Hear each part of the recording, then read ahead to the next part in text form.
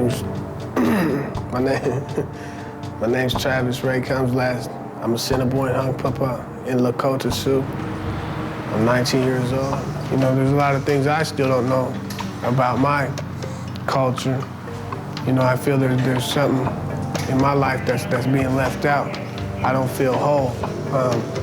And until I know fully about my culture and traditions and all my ways, then, you know, that piece of me is gonna always be missing.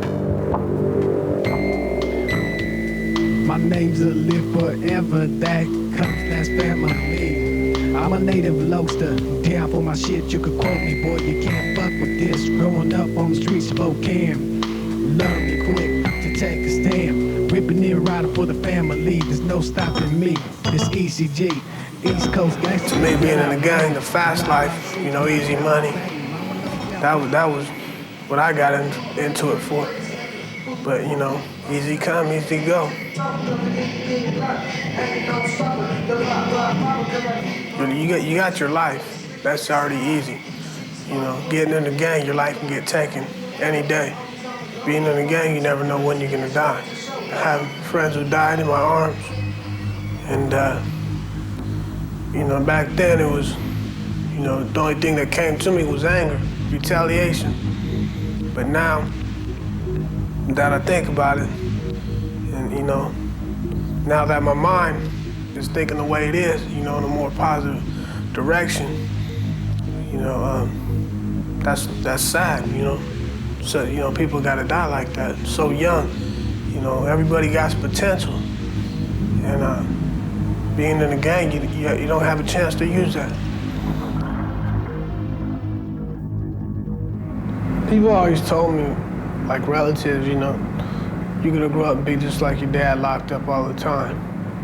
You know, in a long time, I hated my dad for being locked up. And I always told myself that I wasn't ever gonna be like him. But now here I am, locked up, doing 3.5 years, and I got two daughters out there. And you know, I'm starting off just like him. He started off, you know, going to juvenile institutions, and here I am in a juvenile institution, and just trying to get my life back on track so I don't end up like him. Security Cousin Township, one en route to school. I just got a busy day now, from sun up to sundown, basically. From 8 to 4, I'm in cosmetology. Then from 4 to 10, I work at rec.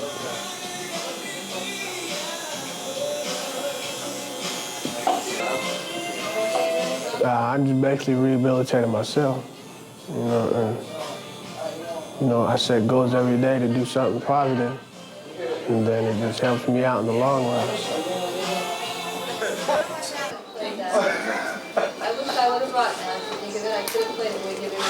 I can't compare with this man's threads. That's right. Let's take a better look here.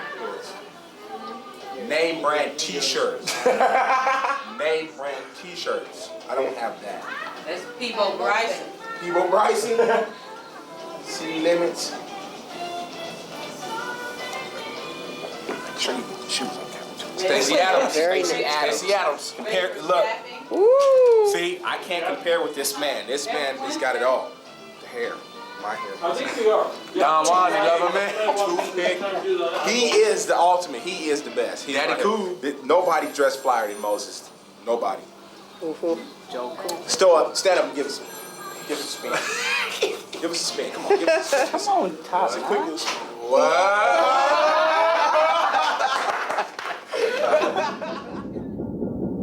I don't really fear too much, nothing when I get out. You know, what I do fear though is, you know, falling back into that, you know, gangster mentality, you know, thinking negative, hanging out with the, you know, old friends, you know, that's still out there gangbanging. If I get back around that and start hanging around that, you know, day after day after day, you know, eventually I'm gonna get back into that old cycle, you know, and that was pretty tough for me to break because that was something I loved to do. I enjoyed it, you know, excited me doing drive-bys, you know, police chasing me. To me, that was fun. You begin to like it because, you know, it's fast life, exciting. You know, you don't be thinking about the consequences and the people you're hurting.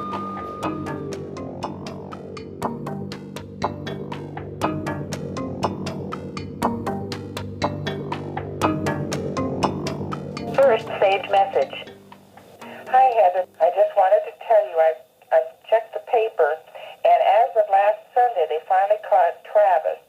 They're holding him for the murder of this person in Spokane.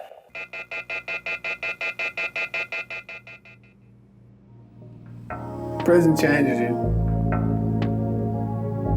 Because with the amount of time that I got, you know, just the reality of it, you know, just like the bomb dropping on Hiroshima, you know, it just, you know, at first it didn't really hit me till after I got here, it was here, and, you know, and then it just came down one day, boom. You know, I got 51 years doing here, and, you know, this woke me up, and, you know, the only way I'm gonna ever get out is to change.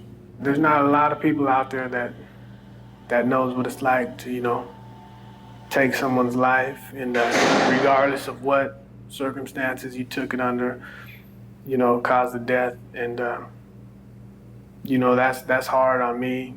You know, also hard on the people's family. You know, it's hard on me because I had to accept what I did, you know, and you know, come to terms with what I did, you know, and accept that, and you know, it's just like, wow, man, you know, I did that, and coming here with all that time, man, everything you hoped for, dreamed of when you was younger, you know, that's gone.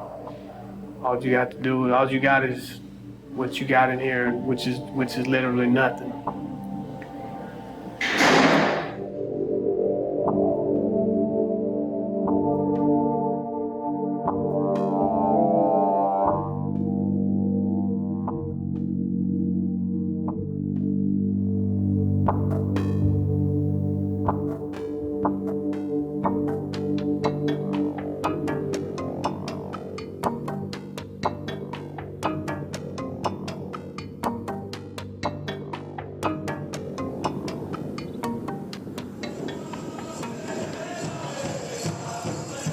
Next message. Hey, Heather, this is Dolly. I was just calling to let you know that the powwow is going to be September 30th. How you doing? Well, have a seat and I'll introduce you to the folks here. I just returned from out of state. I was out there for the last 6 years. And I've been down almost 14 years now, and I still have about 30 more to go. You know, a lot of people are looking to fill a void of some sort. And, you know, they have this misconception about, you know, trying to do something to, you know, gain favor in the eyes of the individuals that hang around. And, you know, doing this and that to try to get a reputation or whatnot. And after all these years, I mean, look back on some of the things I did, the things, you know, I've done to try to prove myself to people who, you know, I at the time looked up to or wanted to be like, or who actually thought, you know, cared about me or my friends. Well, not one of those individuals since I've been incarcerated has come to visit, have written letters, you know, haven't supported me in any way. And it was all for nothing. You know, being locked up physically is not a challenge. It's nothing. I mean, we're humans, we learn to adapt. It's the emotional and mental struggles that man, I seen people, it break people. I see people that are just a shell of who they used to be.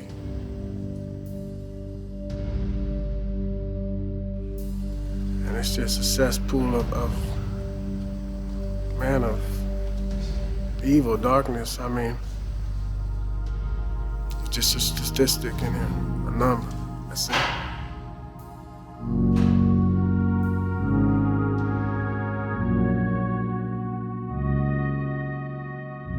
When I got to Green Hill, I was real young, naive. I really had no sense of direction of where I wanted my life to go. Now, after all these years, I built the positive change I made on a solid foundation, on a spiritual foundation.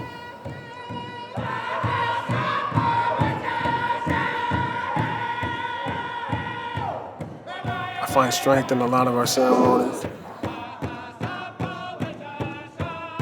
Like our songs teach you discipline, strength, you know, and it just keeps you structured and focused.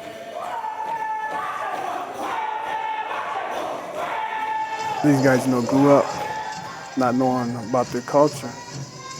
You know, all they knew was the street life. And so coming here and then learning their culture and seeing that fire inside them and the desire to you know, learn about their ways and our people, you know, that helps me do what I do. Hey, we're gonna do the three-piece? We can do that. Three-piece? Where you at? 1, 2, or 3? I'll do the end. Now? 1, 2, 3. 1, 2, 3. 1, 2, 3.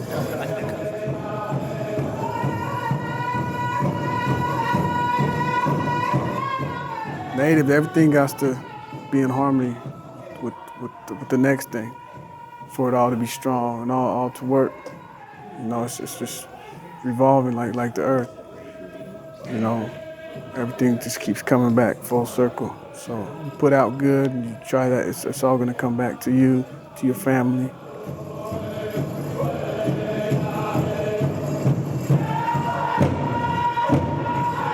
Powwow, our sweat, it's one day that we're free from all this, that nothing else exists but that ceremony, that fellowship.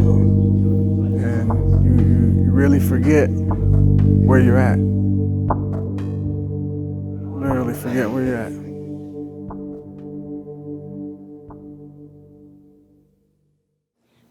You've also had another really good thing happen in your life. Can you talk about how you met Dolly? That isn't your typical love story, is it? Maybe it is. I actually met her in the prison where I was incarcerated. She was an employee there. And it's not nothing I went looking for, you know. It was, I don't know, I guess the stars were just in the right spot. It just, some things are meant to be. She's unlike any person that I've ever, you know, had relationships with.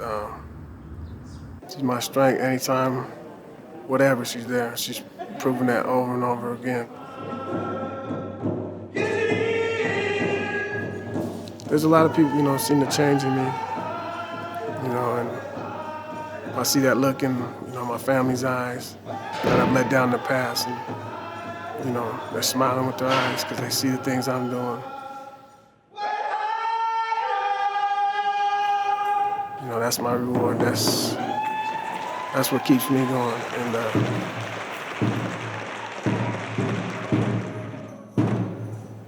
I was talking to someone days ago, asked him, you know, he's also in here for a long time. And I'm like, how do you want to be remembered? I mean, this ain't it. Just because you're in here, your life ain't over. I mean, you still make it worth something.